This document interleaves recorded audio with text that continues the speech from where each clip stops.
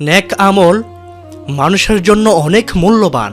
মহান আল্লাহ মানুষের প্রতিটি ভালো কাজের জন্যই নেক দান করেন। অথচ গোপনে কিছু অপরাধের হারাম কাজ করার কারণে মানুষের মূল্যবান অর্জিত পাহাড়সম নেক আমলও ধূলিকণায় পরিণত হবে।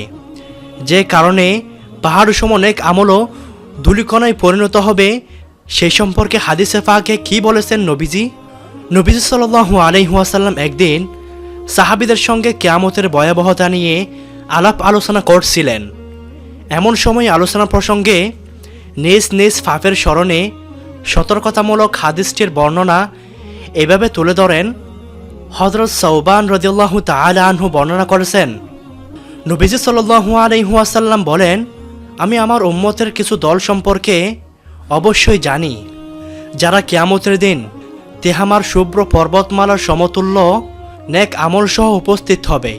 মহামহি আল্লাহ সেগুলোকে বিক্ষিপ্ত ধূলিকণায় পরিণত করে দেবেন। হযরত সাওবান রাদিয়াল্লাহু তাআলা আনহু বললেন, হে আল্লাহর রাসূল, তাদের পরিচয় পরিষ্কারভাবে আমাদের কাছে বর্ণনা করুন, যাতে অজ্ঞাতসারে মনের অজান্তে আমরা তাদের অন্তর্ভুক্ত না হই। তিনি নবীজি বললেন, তারা তোমাদের ওই ভাই এবং তোমাদের সম্প্রদায়ভুক্ত। তারা রাতের বেলায় তোমাদের মতো ইবাদত করবে, কিন্তু তারা এমন লোক যে একান্ত গোপনে আল্লাহর হারামকৃত বিষয়ে হারাম কাজে লিপ্ত হবে। ইবনে মাজাহ। সুতরাং সাবধান, রাত জেগে ইবাদত করে একান্ত গোপনে আল্লাহর হারামকৃত কথা ও কাজে জড়িয়ে নিজেদের পাহাড়সম নেক ধ্বংস করা থেকে বিরত থাকি। বাস্তব জীবনে হালাল হারাম মেনে জীবন গড়ি।